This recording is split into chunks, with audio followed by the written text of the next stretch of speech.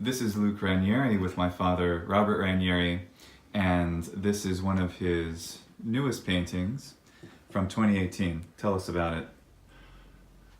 Right, well, it is very recent for me, and I'm happy to be able to look it over now and with your good attention. And the title is Carved Meanders Boulder. And I had large sculptures outside, which I'd saved, and they're now mounted on a pedestal structure. This seemed to be a very large boulder with markings. And because of what anthropologists found, that the very ancient cave dwellers had marked stones. They were handheld that indicated possibly the patterns of migration of their animals that they hunted. But anyway, I wanted something large that I could identify as having been sculpted or painted or marked as a marker that could be a biology marker or just a memento of someone having been buried there, or a wonderful event, historical event, establishing with this form.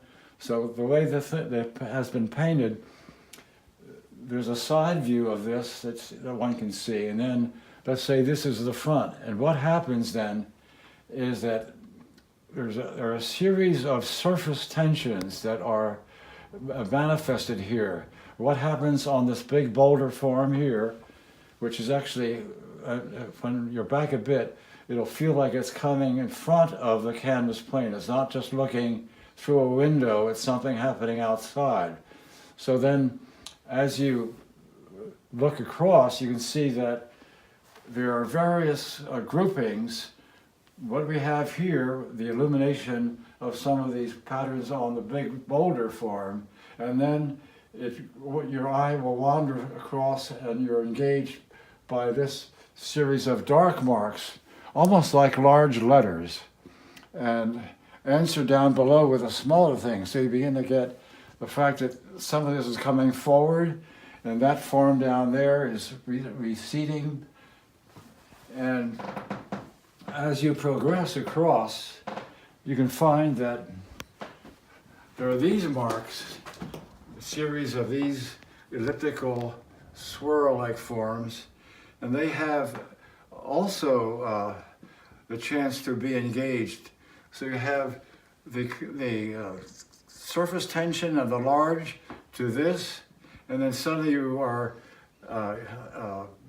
beset or engaged by this series, and they're falling away, and then you have a series of happenings here. Now, in terms of distance, we talked about at times, we talk about as artists, that forms can recede or come forward. And there's a deliberate sense of a depth that occurs here, but both in size and the fact that there's a momentum that occurs, so that if you're looking at this, then how do you go back across?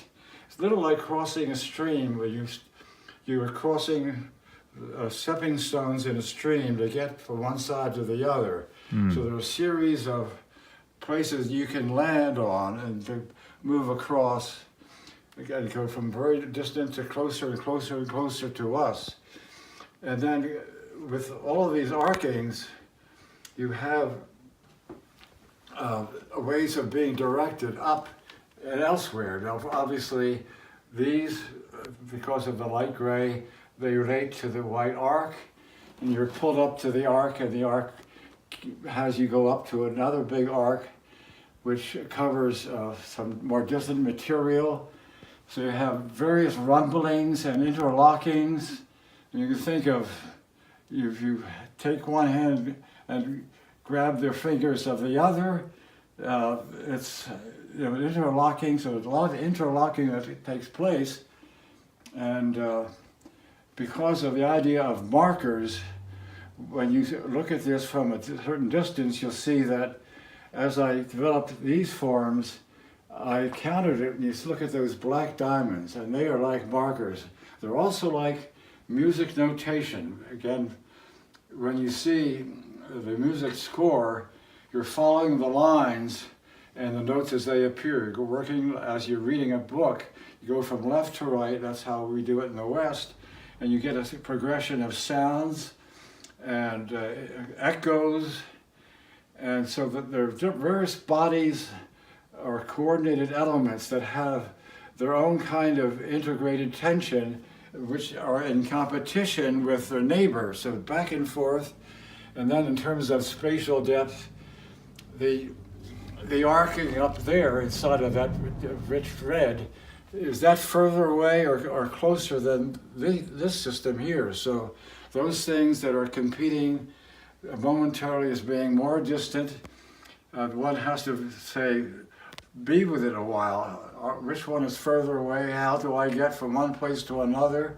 And if you were to walk through it, so there's a visual, physical experience of wandering through and experiencing the various size changes and the degree of tension or torque or interlocking and a pervasive larger echoing of the larger forms. So it's the miniature stuff and the larger forms as they assemble in marked tension and competition. And it's so you can spend hours looking at this, wandering through and trying to get from one place to another to understand the kind of momentum and impact that one portion has against another.